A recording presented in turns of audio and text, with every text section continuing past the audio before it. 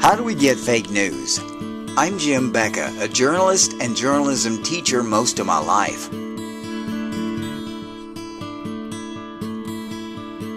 Right now, President Trump is in a big fight with CNN and a few other news sites. CNN claims that Trump is threatening their First Amendment rights to freedom of the press. But they forget that Trump is actually exercising his own rights to freedom of speech. The First Amendment is not threatened when two sides debate each other in an open forum. The United States should encourage debate from all sides. The British writer John Milton laid the groundwork for American journalism, and we'll talk about him. But let's look at the real issue.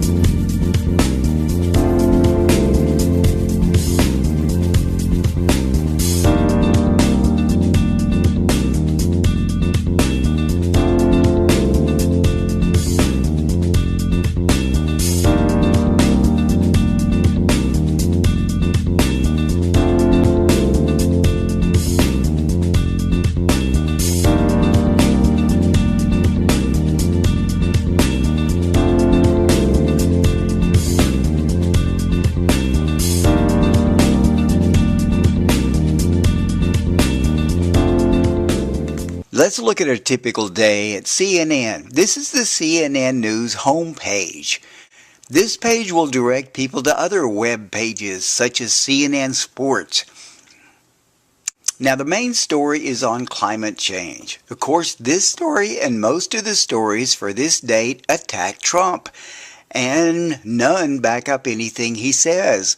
One thing CNN does is they ignore major stories going on so they can focus on Trump, like whenever they had the bomb in England.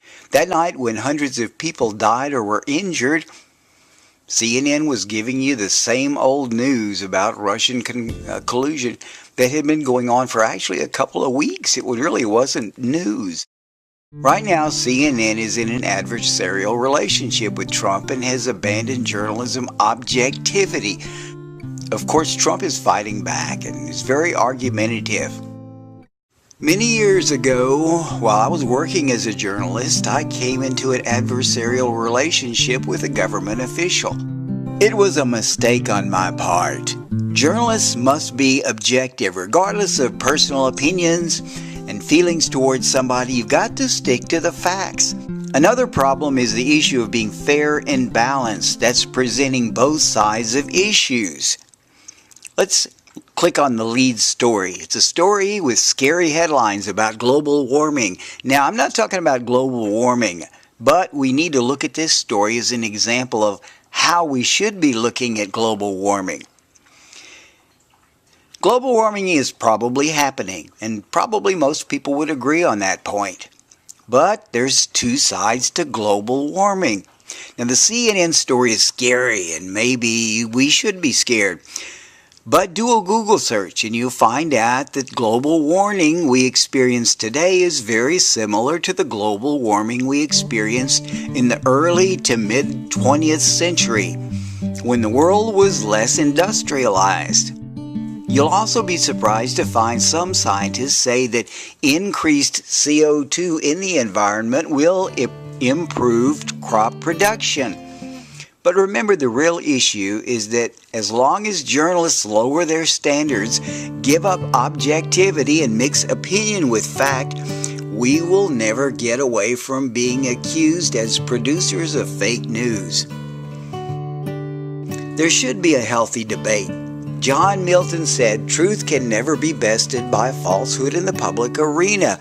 We should all get out there and listen to each other. I'm Jim Becka.